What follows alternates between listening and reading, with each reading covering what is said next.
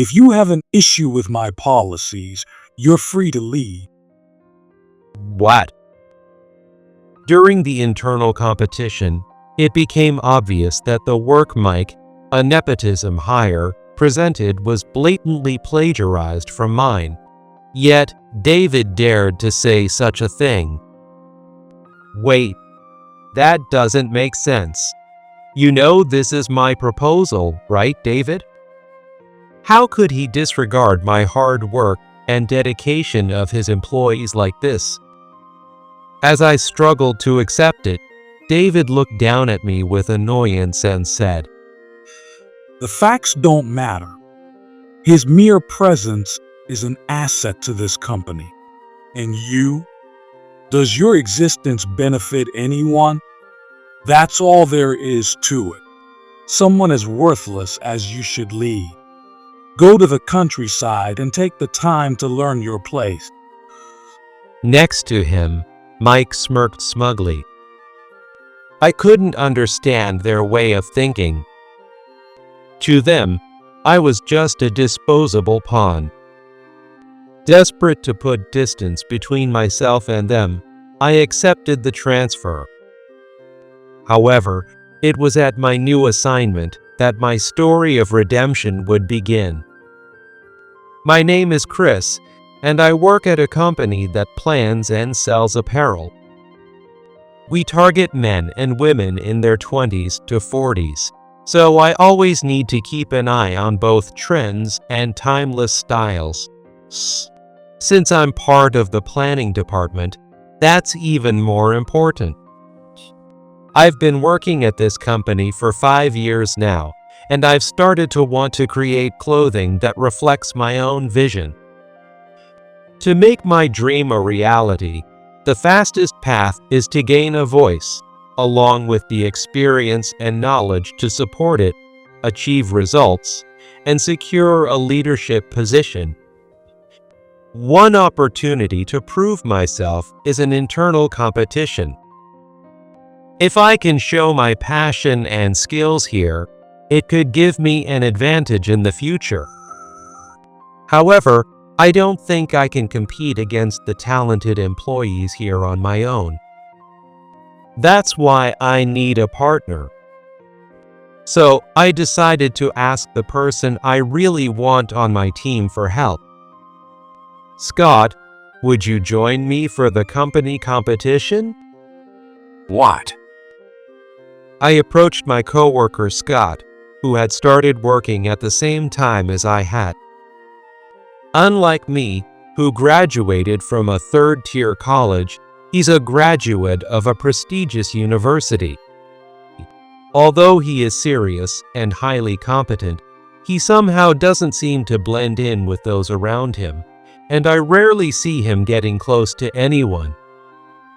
Someone once said that Scott is hard to approach or something like that, but I don't see him that way. On the contrary, I feel like I can trust him and rely on him completely. Sorry to spring this on you, but I want to join the company competition. The thing is, I don't feel like I can compete with the other employees on my own. If you're okay with it, I was hoping I could count on your help, Scott. Well, Of course, I'm not going to push you if you're busy. Just make your work your first priority. I'd really like to get your input and ideas. wait. Why me? Well, because having you on my side would be like having 100 people's worth of support. You're smart, adaptable, incredibly creative, have great taste, and an amazing ability to pick up on trends. Okay, hold on. You're overdoing it. Scott cut me off, looking flustered as he weakly shook his head. I'm not someone who deserves that kind of praise. I'm boring, introverted, don't fit in with the others, and people say I'm hard to approach. I was stunned. Scott, who seemed capable of anything and someone I admired, actually thought that about himself. Come on, why would you say that? There's no doubt you're a talented guy. You're more hardworking, Chris. You're great with people. You absorb things quickly. And honestly, I think you're amazing. You really think that about me? Wow, that makes me so happy. And with that, Scott and I started working together for the competition. Even though Scott had his own work to handle, he made time to brainstorm ideas and share the workload. After lots of trial and error, we prepared our presentation materials and headed into the competition. The order was decided by drawing lots, and we ended up presenting right after our department manager, Mike. Mike is the son of one of the company's clients. In other words, he got his jobs through connections. When he found out we were preparing for the competition, he said, "You guys, as regular employees, are joining the competition. You should know your place. No matter what you do, it's meaningless if you don't have any talent." I couldn't understand why he got any pleasure out of belittling younger employees like us. From what I'd seen of his work, there wasn't a single thing I could respect about him. He spent his work hours playing games and was often spotted slacking off under the guise of client visits. The only reason he gets away with this is because of his family connections to this company. Frankly, my opinion of Mike couldn't be worse. Hearing his comments only fueled Scott and me to work even harder. On the day of the competition, Scott and I were stunned by the video Mike showed on the screen, his words, and the content of his presentation. Everything was identical to ours. It was as if he had rehearsed our presentation. Scott, this is...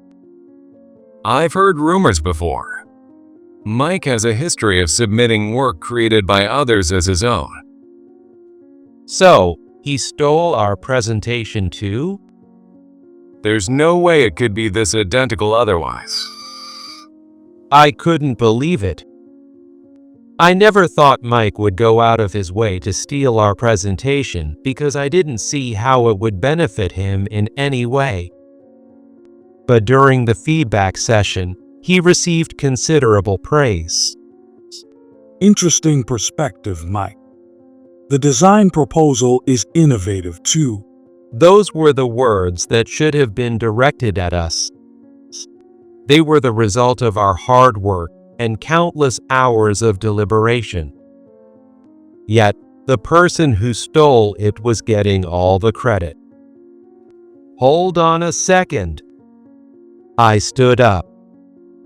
I couldn't care less about the stares around me. Mike, what's going on here? The content of your presentation is identical to ours, isn't it? Mike looked a bit surprised, probably not expecting me to call him out. However, his confident smirk didn't falter. "Are you accusing me of stealing your idea?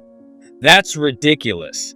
Just because my idea was good doesn't mean you can make baseless accusations." Then, where did you source the data on page 5?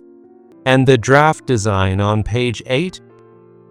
Well, Mike hesitated, his eyes darting around. I can provide everything. After all, I created it.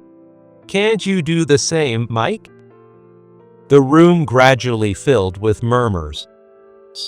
But with one comment from the CEO, David, everything was decided. As for this competition proposal, let's present it as Mike's.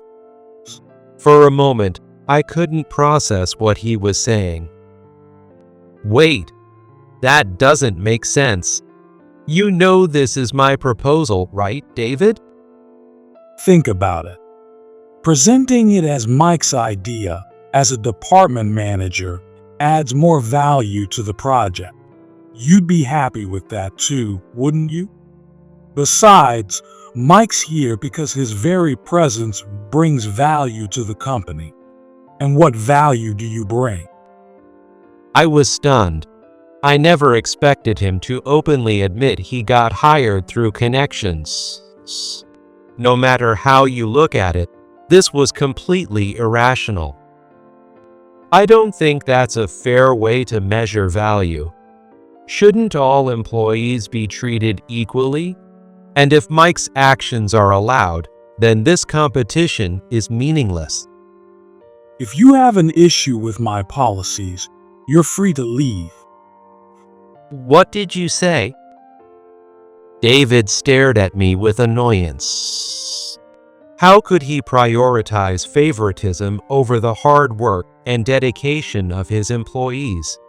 Is this really acceptable? You seem like the type to cause discord in this company. I'll be transferring you to a branch office. Next to him, Mike smirked and added, You should be grateful it's just a transfer. It's only because David is so generous. If you were someone worthless like you, I could have had you fired. Well, I am magnanimous. I'll let this one act of defiance slide. But don't cause any trouble at your new location and learn your place. By this point, I wasn't even surprised by their absurd statements. I couldn't understand their mindset, and they clearly saw me as nothing more than a disposable pawn. In fact, if I had to face them every day, I'd probably be consumed by anger and frustration. Desperate to put some distance between myself and them, I accepted the transfer. After everyone else left the meeting room, I found myself unable to move from where I stood. Only Scott remained by my side, deep in thought. I'll go with you. What? It's not right for you to be demoted like this. Besides, I don't want to stay here either. No, Scott. You need to stay at the main office. You're talented and have so much potential. I don't want to see that go to waste. But I want you to do your best here at headquarters. I'll take responsibility for this on my own. You stay here, and I'll do my best at the branch office. all right. If you're saying that, then I'll try my best here. And so, I was transferred to a branch office a few hours away from the main headquarters, near a rural area. On my first day at work, I was waiting at the bus stop when a woman wearing glasses sat down next to me. She pulled a book out of her bag and started flipping through the pages slowly. I took out my phone to reply to a message from Scott, who had sent me a text earlier, worried about me. After a while, I saw the bus approaching. When I stood up, the woman next to me also got up and stepped forward, even though the bus hadn't fully arrived yet. She bumped into me as I stood there motionless. Caught off guard, I couldn't keep my balance and ended up falling to the ground. When I opened my eyes, her face was right in front of mine. Oh, Oh, I'm so sorry. Apparently, she had fallen too and landed on top of me. She had large, bright eyes and was incredibly beautiful. There was a soft, pleasant smell of shampoo. As I sat there stunned, she spoke. my glasses. I handed her the glasses that must have fallen off during the tumble. I'm sorry. I wasn't paying attention to where I was going. It's okay. Don't worry about it. She quickly got off me, stood up, and offered me her hand. After helping me up, she casually put on her glasses. She looks cuter without them. I found myself thinking something completely irrelevant to the situation. Maybe because we'd been so close to each other, the air felt awkward and I couldn't meet her eyes. My heart was pounding. We boarded the bus and I stayed silent, staring down until I reached my stop. At the branch office, I was introduced to the HR staff and managers in a meeting room. Despite my transfer happening in the middle of the term, they had prepared everything for me, and I couldn't be more grateful. For details about your job, you can ask Julie.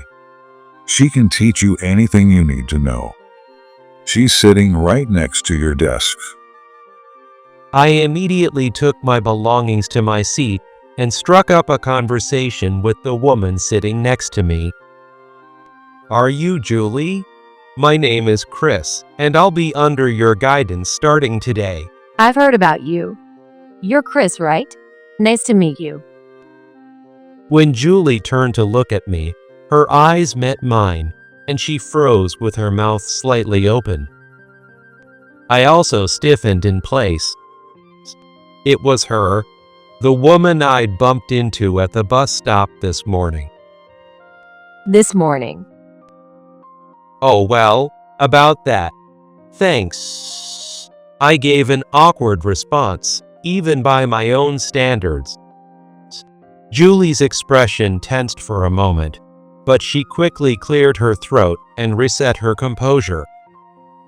I'm Julie. Nice to meet you. "Yes, nice to meet you too." The atmosphere was indescribable, but we exchanged glances as if silently agreeing to move on and forget it. Julie, who was assigned to train me, turned out to be incredibly capable at her job. She was excellent at explaining things, and whenever I had a question, she would work through it with me until we found a solution. By the next day, she'd always have additional materials ready for me, and she never let her own work slip either. She was the kind of person I aspired to be if I ever became a mentor myself. Lately, though, I found myself increasingly drawn to Julie. It's because I often catch her looking at me like she wants to say something. On the bus ride to work, during office hours, even on breaks, she always seems to have that look. It doesn't seem work-related, so I'm guessing it must be something personal. Now that I'm paying more attention, I've realized that behind her glasses are large, bright eyes. Her slender nose and small lips make her easily fall into the beautiful category. It's almost a shame she hides her face with bangs that cover her eyes. She might not even realize how attractive she is. And here I am, being watched by this beautiful woman all the time, starting to feel a flicker of hope that maybe there's something more to it. There's no way Julie would be interested in someone like me. That's just me being overly self-conscious. But still, isn't she looking at me a bit too much? Am I overthinking this? But really, would someone stare at someone they don't care about? I mean, isn't this the kind of setup you'd see as a plot twist in a drama or comic? Wait, calm down myself. This isn't a drama or a comic. But still. Well, is there something you want to ask me? In the end, I decided to gather my courage and ask her before heading home. What? You seemed like you wanted to say something to me. If it's hard to talk about in front of others, we could go somewhere more private. I'd already scouted a nice cafe nearby, just in case. As I nervously waited for her reply, Julie slowly opened her mouth. Chris, Do you know Scott from headquarters? What? Hearing Scott's name out of nowhere, my voice involuntarily rose in surprise. Yeah, I do. He's my coworker from the same batch. I thought so. He's younger than me, but we went to the same college. He was famous for being a genius back then. So even though we work in different offices, it's nice knowing we're in the same company. I was just wondering how he's doing now. It felt like a heavy weight dropped onto my shoulders. So Julie wasn't interested in me. It was Scott all along. See? Life doesn't work out like some made-up story. Feeling a bit hollow, I explained how talented and kind Scott was. People used to think he was unapproachable, but he's nothing like that. As I said that, I realized something. Since meeting Julie, I'd been feeling a strange sense of delusion. She was similar to Scott in many ways. Julie was also incredibly good at her job, perhaps the best in the company, but I'd never seen her talk about personal matters or go out for drinks with anyone. Even during breaks, she doesn't talk to anyone and instead reads her book. She exudes an aura that seems to say, "Don't talk to me." Julie might also be isolated because of her exceptional abilities. I told her about how Scott mistakenly thought he didn't fit in. It was a sad misunderstanding. People admired him because he was so talented. I couldn't help but think that she might be in a similar situation. Hearing this, Julie gave a sad smile. You're right. We are similar, but there's a big difference. People hate me. They hate you? I remembered my first day when the manager said she could teach me anything. I thought it was a sign of how trusted she was. I couldn't imagine that she was actually disliked. I'm always alone. You've noticed that, right? It's been like this ever since I started working independently. Work has been going well, and I've even received awards, which I'm grateful for. But I feel like everyone's keeping their distance. That's probably because you're so capable, Julie. Maybe they just don't know what to talk to you about. I've even heard people whispering behind my back, saying that elites like me could never understand what it's like to be them. In other words, there was a wall between Julie and the other employees. Neither side could bridge the gap, which caused them to view each other as adversaries. They probably just don't realize that deep down, you're bothered by feeling isolated. After all, everyone here is part of the same company. If you just talk to them. It's too late for that. Even when it's just work-related matters, people tense up as soon as I approach them. In the end, nothing was resolved that day. However, just understanding how Julie felt was a significant breakthrough. At the very least, I want to support Julie someday. Everyone else will see her for who she really is. But is there anything else I can do? I thought about it a lot, but no good ideas came to mind.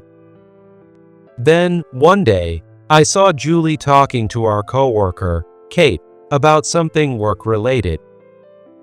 It looked like Julie was pointing out a mistake Kate had made. Kate's expression seemed slightly irritated. I thought it might be tough to have a mistake pointed out by a more capable coworker, but I watched as the conversation wrapped up without issue. But as Kate started to walk away, Julie called out to her. That outfit with all the ruffles is so cute. Julie looked Kate up and down as she said it. At that moment, Kate's eyes turned sharp. And what's that supposed to mean? Are you saying it doesn't suit me? What?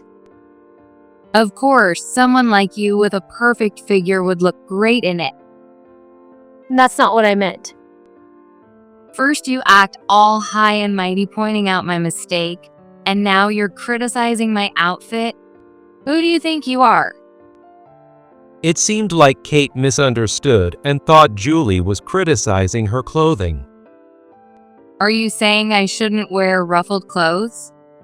Sure, I'm at an age where it might not seem appropriate, but I chose a design I thought was age appropriate. Besides, this is an apparel company. I can wear whatever I want without being judged. Wait a minute. I stepped in front of Kate, gently pushing a bewildered Julie aside. The unusual tension in Kate's voice caught the attention of the other employees, who stood up from their desks to watch. I don't think Julie meant it that way. Actually, one of the brands we're working on for our project has a concept centered around elegant, fancy clothing for adults. She probably thought your outfit could be a great reference for it. When I glanced at Julie, she nodded in agreement. I showed Kate the draft of the project proposal we were working on. See? We've written down various ideas here. It's still a rough draft we haven't submitted to the designers yet, but it includes things like ruffles and ribbons.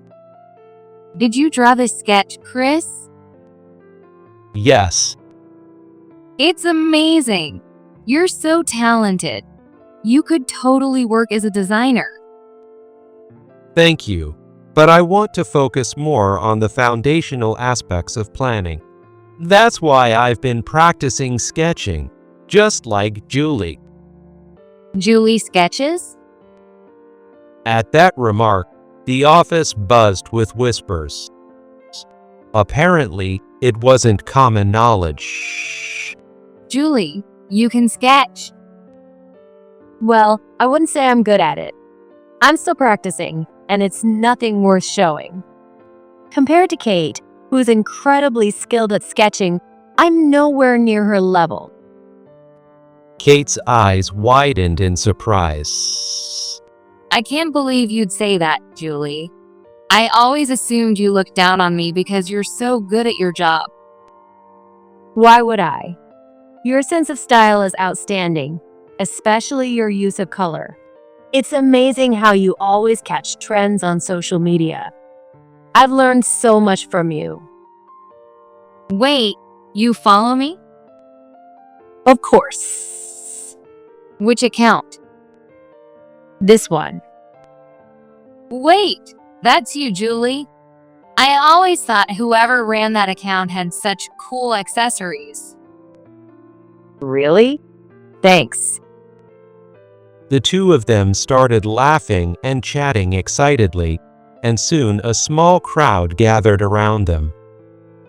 It seemed like the potential conflict was avoided, and I felt relieved. The next day, Julie invited me out for a meal. I've had so many more chances to talk to people now. I think it's because you stepped in to support me. Thank you. It's really thanks to your personality, Julie. The restaurant Julie picked had a great atmosphere and delicious food.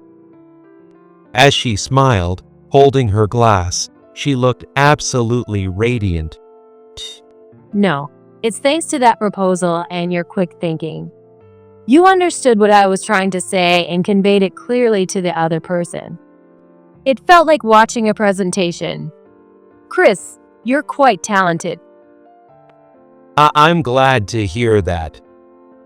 To be honest, when I heard someone was being transferred here from headquarters, I wondered if they'd messed up, couldn't do their job, or had some other issue. But you're nothing like that. Because of you, I feel like I can do even better at work. I'm happy I could help. Oh, can I ask you something? Sure. What is it? I finally brought up something I'd been debating whether to say for days. Julie, have you considered switching to contact lens and trimming your bangs to show more of your face? I think it would make your expressions easier to read and help others feel more comfortable talking to you. Yeah, you've got a point. And honestly, I think you'd look cuter without glasses. Julie stared at me, visibly surprised. Then her cheeks quickly turned red. Did I say something weird? Never mind. I'll think about it. Despite saying that, Julie returned from the long weekend wearing contact lens. Her bangs were trimmed, and her beautiful face was fully visible. She drew even more attention than before. You switched to contact lens. I couldn't help but admire her as I spoke up. You're the one who told me to. Just as she predicted, Julie started achieving even better results at work. Her motivation seemed boundless. A few months later, Julie was no longer my mentor, but we still sat next to each other. Now, we were working on the same project. When the project we'd worked on was approved for production, the manager encouraged us to participate in an internal competition. It was to be held at headquarters, gathering participants from various branches to present fresh ideas. Apparently, the competition was hosted by one of the fastest-growing design firms, despite being established only a few years ago. As soon as Julie heard about it, she immediately expressed her interest. If we can do well in this competition, going to headquarters might not just be a dream anymore. Seeing Julie's eyes sparkle with excitement, I couldn't help but think that she wanted to work at headquarters, not just for the opportunity, but also to see Scott. Though I felt a bit conflicted, I couldn't afford to slack off. Julie and I began preparing for the competition. 6 months later, we were gathered in a large conference room at the headquarters. Being back at headquarters after such a long time made me sweat nervously. When I made eye contact with employees who knew me, they awkwardly looked away. During the explanation of the competition's process, we heard something surprising. Normally, the idea deemed the best in the internal competition would be presented to the client. However, this time, the client themselves would be attending the competition. Apparently, they were interested in incorporating other promising ideas in addition to the top-ranked one. David explained the importance of avoiding any missteps, but it made me worry that the client didn't trust the taste or judgment of our upper management. As I wondered if our company's reputation was really that bad, someone gently tapped me on the shoulder. Chris, long time no see. Scott, it's been a while. Scott, whom I hadn't seen in about a year, stood there with his signature refreshing smile. Then, a loud noise came from the chair next to us. It was Julie. Oh, Julie, it's been a while. Scott, it's been a while. You remember me? Of course. You were well known, and I've also heard a lot about you from Chris. At that moment, Julie leaned toward me with a sudden intensity, her face inches from mine. Chris, you haven't been saying anything weird to Scott, have you? What do you mean by weird? I just said you're a great person, that's all. Our conversation was interrupted by an unpleasant voice. Is that the guy who got sent to the sticks, Chris? Mike. Mike stepped in from behind Scott. You've got some nerve showing your face here after stealing someone else's presentation. It seemed the incident had been officially framed as me committing plagiarism. Scott wore a pained expression. I felt frustrated too. But talking to him now wouldn't accomplish anything. To make matters worse, Mike and Scott were paired up for this competition. Apparently, Mike had set his sights on leveraging Scott's talent. I'll make sure not to get plagiarized this time. With that, I took Julie with me and headed to the waiting room. What do you mean by plagiarism? Julie, clearly curious, leaned in and asked me quietly. I explained the incident involving Mike and David that led to my transfer to the branch office. That's ridiculous. So they targeted you because you're good at your job. I wouldn't say I'm rated that highly. Chris, I know you didn't do anything wrong. Let's take them down. Julie seemed more fired up than ever. There's no one more reliable than her. Feeling encouraged, I renewed my determination and expressed my gratitude. Since there were many participants, those from the branch offices were asked to wait in a separate room. Once the headquarters group finished, we were rotated into the presentation hall. Up until the last moment, Julie and I reviewed our work to ensure we were fully prepared. When it was our turn, we projected our materials onto the screen. I noticed the client and David seated in the front row of the audience. As I began the presentation calmly, I noticed some people exchanging glances. It shouldn't be anything strange. Despite my growing unease, I continued explaining until the host interrupted us. Wait, isn't this the same content as a previous presentation? Excuse me? The room began to stir, voices murmuring from all directions. Feeling a sinking dread, I asked the host whose presentation it was similar to. The answer was the worst possible one. It's Mike's. No way. Did he steal it again? My mind raced with questions. How had he managed to plagiarize us, and why couldn't he accomplish things on his own? Before I could respond, David stood up, as if on cue. Chris, didn't you pull the same stunt last year? I gave you a second chance by transferring you to a branch office, but I can't overlook this again. This time, you'll be terminated. Wait a minute. This is content I helped create from the very beginning. There must be some mistake. It's not plagiarism.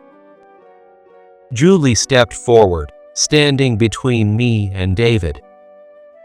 I felt a sense of resignation creeping in. With David and Mike working together, any protest seemed futile. You must not know the full story. Chris plagiarized last year as well. He's not that kind of person. He's so talented that he doesn't need to steal anyone else's work. Julie passionately defended me, highlighting my abilities and integrity. So, you're saying my judgment is wrong and that Mike, our next executive, has committed fraud? That's defamation. That's what I should be saying. Claiming his work is plagiarism? I've personally seen him working on this sketch, receiving advice from colleagues. Declaring it plagiarism without knowing his effort is absurd. What's the matter with you? Know your place. At that moment, someone stood up from the back of the conference room. It was Scott. That's my line, David. Scott said firmly, raising his voice as he walked toward us.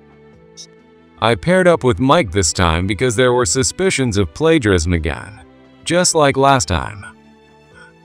Scott, are you betraying me? Mike panicked and tried to grab Scott, but Scott shook him off. The one who betrayed anyone is you. Right after the competition was announced, I overheard you and David discussing, saying, if we steal Chris's idea like before, we can present a great proposal that will outdo our competitors and solidify Mike's position. And you also said, once Chris is no longer useful, we'll just fire him. Scott's revelation caused a commotion among the employees. David, his hands trembling, shouted at Scott. What nonsense are you spouting? We have important guests here today. Exactly why I can't ignore this fraud. Even if you admit to it now, you just cover it up internally. Don't you realize you're causing trouble for our external guests? I understand that fully. But this was the only way to expose the wrongdoing within our company. I also have proof that Mike stole Chris's materials. Mike claimed he came up with it himself, but I found the original files on his computer with Chris's name on them. How dare you act on your own? May I interject? Apologies for interrupting. Standing up smoothly was Noah, the CEO of Cinderella Designs, the company hosting the competition. His presence immediately silenced both David and Mike. So, your name is Scott, right? I don't know the truth, but if Chris really did commit plagiarism, standing up for him would make you an accomplice, and you'd be fired too. Do you still trust him? Scott responded without hesitation. Yes, Chris is not that kind of person. I spoke up because I believe in him.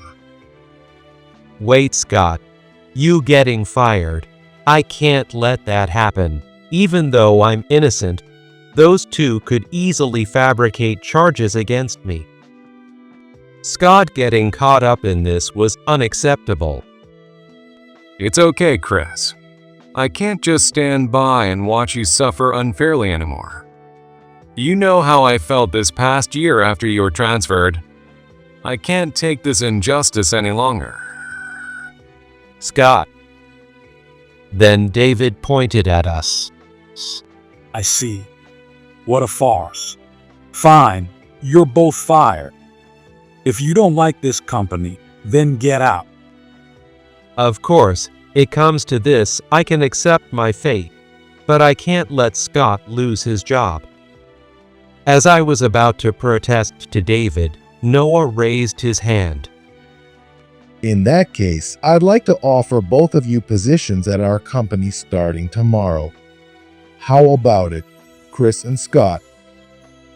What? Excuse me?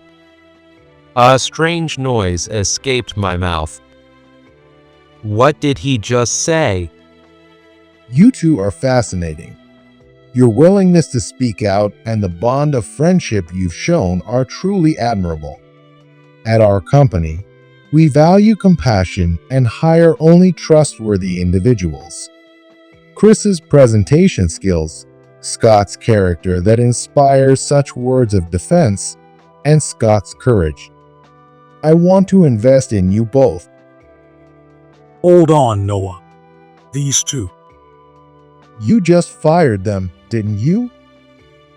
Well, I'll discuss the details with Human Resources Department later. As Noah smiled, Julie spoke up softly beside me. Chris's account shows signs of hacking.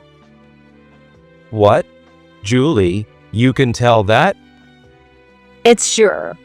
Julie, calm and composed, projected the evidence onto the screen. For those who understood such things, the evidence was indisputable. Realizing their defeat, David and Mike collapsed into their chairs, utterly defeated. It was only logical to assume that people who committed fraud twice likely had other skeletons in their closet. With that line of thinking, a thorough investigation was conducted, revealing that Mike had been using his position as a nepotism hire to bully employees, and that his claim of holding a designer qualification was a complete lie. David, on the other hand, had been embezzling funds repeatedly, and whenever his actions were close to being exposed, he would frame others and have them fired. There was no way people like them could continue thriving in society. They were relentlessly interrogated at a shareholders' meeting, and after a police raid on their homes, Mike faced a hefty compensation claim, and David ended up being arrested. It was no longer my concern because I had already left that company. I decided to work for Noah at a place where I could do the kind of work I truly wanted. Scott joined me as well. Leaving the people at the branch office was hard. They were all good people, and they even held a farewell party for me. Among them, parting with Julie was the most difficult. I never expected her to cry when we said our final goodbyes. Even if we're far apart, let me know if you need anything. I'll come to you right away. Knowing she cared about me so much made me genuinely happy, and I promised her I would. It was a promise I intended to keep. After those heartfelt goodbyes, I started working at Cinderella, a globally renowned company despite being established only a few years ago. Here, all of my project ideas get reviewed at sales meetings. If they succeed, they might even be modeled and promoted by Noah's daughter, who serves as the company's exclusive model. Who would have thought we'd be working here? How many times are you going to say that? Come on, it feels like a dream. Scott, who says this every day, apparently joined this industry because he admired Cinderella. It truly feels like a Cinderella story. I owe it all to you, Chris. I'm really grateful. What are you talking about? It's because you stood up for me that we're here. This playful back and forth has become our usual routine. Feeling a sense of fulfillment, I returned home, only to find a visitor standing in front of my house. It was a young woman. I had no idea who she could be, and my heart started pounding. Wait, does she need something from me? Do I even know someone like her? Cautiously approaching her, I realized it was Julie. My heart began racing for a different reason. Julie, what are you doing here? Hi, Chris. Why are you here? It's quite far from the company. Yeah, I quit. What? Julie said it so casually, as if it was no big deal. Actually, Noah reached out to me too. He said he wanted someone for their information management team. Apparently, her role in uncovering the hacking incident had caught his attention. Julie agreed on the condition that she'd also be allowed to work on designs. Since it all happened so suddenly, I don't have a place to stay. Can I crash here for a while? That's fine, but Scott might get the wrong idea, you know? Why? Julie tilted her head, looking genuinely puzzled. I mean, don't you like Scott? Admiration and romantic feelings are two different things. Really? Yeah. That's why I came to you. You know what that means, right? She gave me a mischievous smile, and my heart skipped a beat. I have to hold you accountable for changing my life. Besides, you think I'm cute now, don't you? I nodded honestly. Julie smiled with satisfaction, looking absolutely adorable. I've learned from so many people that trust begets trust. I'm surrounded by people who have put their faith in me and even staked their lives on me. To honor their belief in me, I want to continue working with my team, creating heartfelt, quality clothing together.